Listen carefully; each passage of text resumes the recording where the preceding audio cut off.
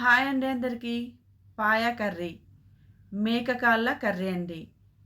ఈ పద్ధతిలో చేస్తే ఎక్స్ట్రా టేస్ట్ ఉంటుంది. చాలా బాగుంటుంది. మనకు ఒంట్లో బాగాలేనప్పుడు, జలుబు చేసినప్పుడు మన పెద్దవాళ్ళు కూడా ఇలా చేసి ఇచ్చేది కదా. మేమైతే మా ఇంట్లో అయితే అమ్మ ఇలానే చేసేది. హైదరాబాద్లో అయితే ఫేమస్ అండి. చార్మినార్లో పాయ అంటే ఫేమస్. చాలా బాగుంటుంది. మీరు కూడా ట్రై చేయండి. ఇలా నేను ఎలా చేశానో ఈ వీడియోలో చూపిస్తాను. పాయ అంటే చాలామందికి తెలియదు, కానీ ఒక్కసారి టేస్ట్ చూస్తే మళ్ళీ మళ్ళీ తింటారండి, ఇంకా మర్చిపోరు. అంత బాగుంటుంది.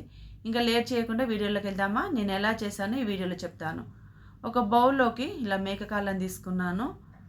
కొంచెం స్మెల్ వస్తుందండి, నీచు వాసన వస్తుంది. అది పోవాలంటే ఇలా శుభ్రం చేసుకోవాలి.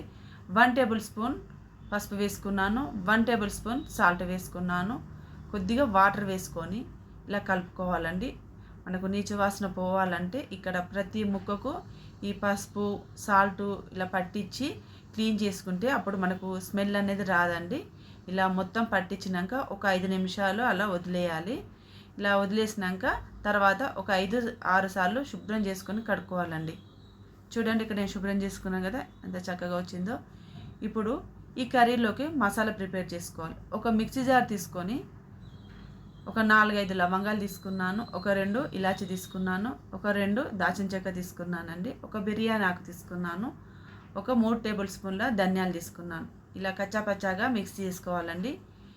ఈ కర్రీలోకి మసాలా మెయిన్ అండి. ఇలా వెంటనే బాగుంటుంది, కొంచెం స్పైసీగా ఉంటుంది. ఇప్పుడు నెక్స్ట్ అండి, ఇలా పెద్ద కట్ చేసుకున్నాను నేను. ఒక మిక్సీ జార్లోకి మిక్సీ చేసుకోవాలి. మీకు నచ్చకపోతే చిన్న కూడా కట్ చేసుకొని డైరెక్ట్ కర్రీలోకి వేసుకోవచ్చు. నేనైతే గ్రేవీ కోసం అని ఇలా మిక్సీ చేసుకున్నానండి. పక్కన పెట్టేసుకోవాలి. స్టవ్ ఆన్ చేసి ఒక కుక్కర్ పెట్టుకోవాలండి. ఈ కర్రీ కుక్కర్లోనే చేసుకోవాలి, ప్యాన్లో చేసుకుంటే ఉడకదు. ఇలా ఆయిల్ వేసుకున్నాక ఒక 2 దాల్చిన చెక్క, ఒక 4 లవంగాలు, ఒక బిర్యానీ ఆకు వేసుకున్నానండి. ముందుగా పట్టి పెట్టుకున్న ఆనియన్ పేస్ట్ వేసుకోవాలి. తర్వాత ఇలా మనకు ఫ్రై చేసుకోవాలండి. ఇక్కడ కొంచెం 2-3 నిమిషాలు పడుతుంది ఆనియన్స్ ఫ్రై కావడానికి.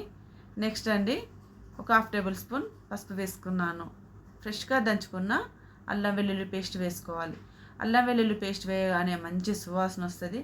కొంచెం నాన్ వెజ్ కర్రీస్కి అయితే అప్పటికప్పుడు దంచేసుకుంటేనే చాలా బాగుంటుందండి, ఏ కర్రీ అయినా. ఇక్కడ ఆయిల్ కూడా సపరేట్ అయింది చూడండి. ఇప్పుడు ఈ పాయాను వేసుకోవాలండి. మేక కాళ్ళని ఇలా వేసుకోవాలి.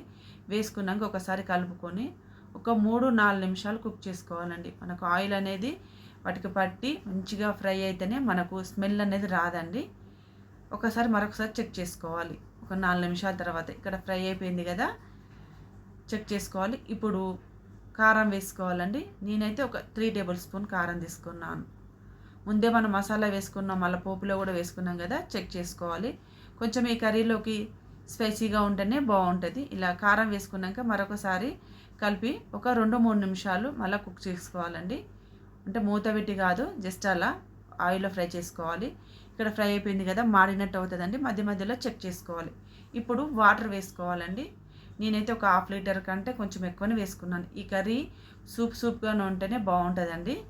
ఎందుకంటే తినడం కన్నా ఇలా తాగుతా కూడా ఎన్నో హెల్త్ బెనిఫిట్స్ ఉంటాయి. మూత పెట్టుకొని ఒక 7-8 విజిల్లు వచ్చే వరకు కుక్ చేసుకోవాలండి.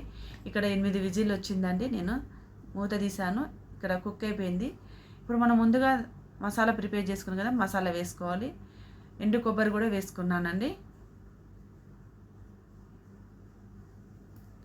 మనకు ఉడుకుతుంటేనే చిక్కగా వచ్చేస్తుంది. ఆనియన్ పేస్ట్ వేసుకున్నాం కదా, రుచికి తగినంత సాల్ట్ వేసుకోవాలి.